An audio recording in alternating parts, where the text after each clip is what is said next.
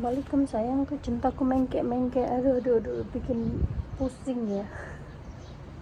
Gara-gara liburan panjang ya, sebelum hari raya itu tuh Mami sedikit cerita ya. Ini tuh ada selisih paham sama pembayaran sekolah dan pembayaran pondok.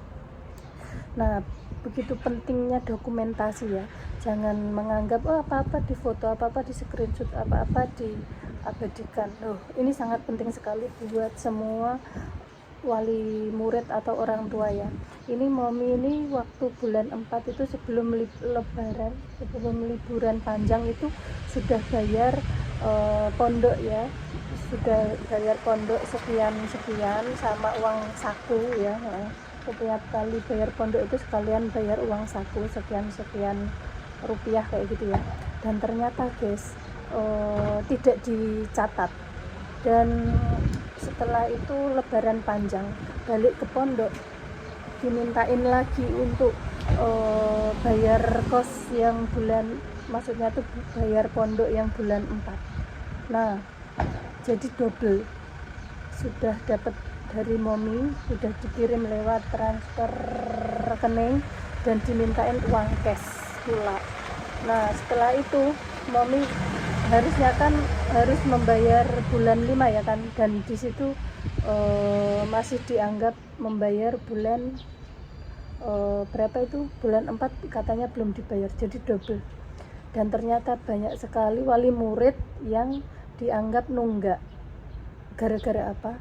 Data yang ada di pondok itu tuh tidak ditulis di komputer atau otomatis, itu tidak ditulis begitu, hanya ditulis di buku.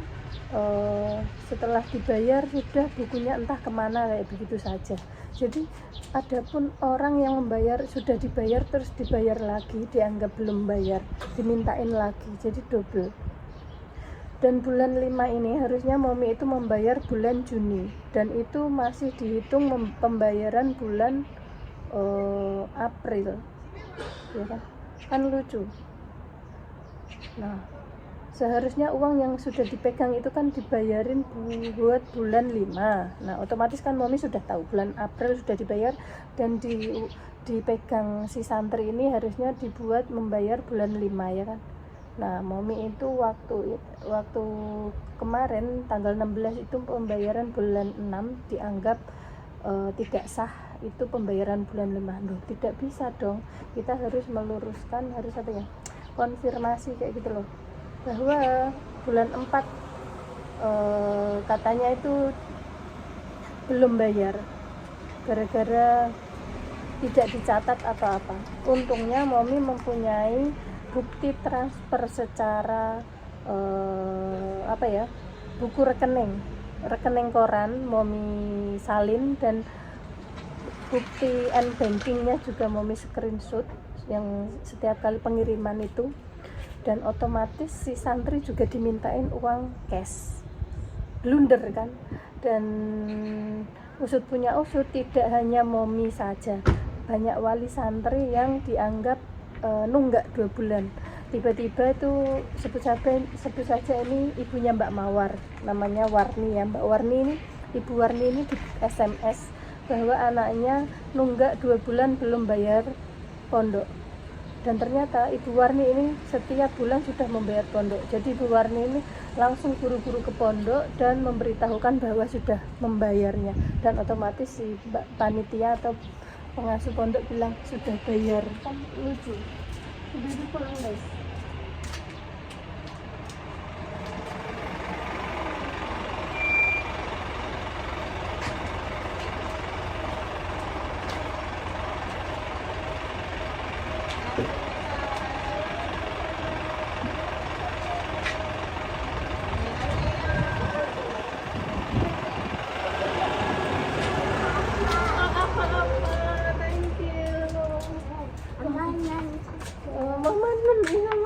Lihatin si baby menggambar wajahnya Mami. Si baby menggambar wajahnya Mami and Daddy. Dia coba lihat. Lihat. Nah, kembali lagi ya. Dan Gimana kelanjutannya Mbak Coy yang Mbak Coy bayar itu? Ya otomatis Mbak Coy sudah kasih bukti transfer antar m-banking sama rekening koran.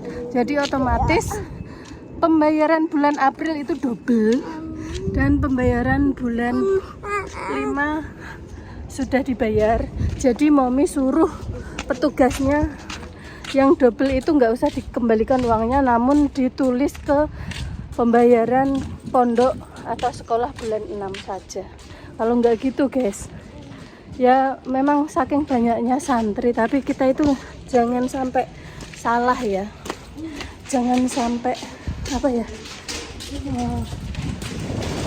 jangan sampai terulang kembali. Ini tuh sangat-sangat apa ya, sangat-sangat sensitif, sebab ketentuan santri bisa ujian atau tidaknya itu tergantung pelunasan pembayaran pondok dan pelunasan pembayaran sekolah dan lain-lainnya. Kalau dianggap belum ditulis atau dicatat, otomatis kan si anak ini takutnya kalau dianggap belum bayar padahal sudah bayar, ujiannya gimana gitu loh guys. Maka dari itu perlu sekali orang tua itu apa ya, mengkonfirmasi, mengecek, dicek. Siapapun wali muridnya ya harus dicek. Apakah benar anak saya ini sudah tercatat atau sudah membayar atau gimana-gimana. Sesekali kita cek, luangkan waktu ya. 5 menit saja, gimana pembayaran bulan ini sudah diterima apa belum, gimana-gimana. Kalau enggak, padahal sudah diterima namun nggak dicatat, itu percuma gitu.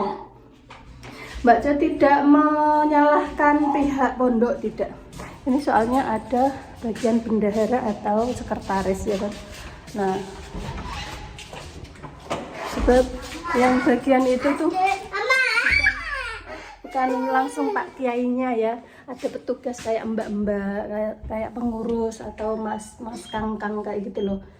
Jadi kita harus yang berkewajiban mengkonfirmasi atau membetulkan, oh ini tidak benar, ini harus diluruskan.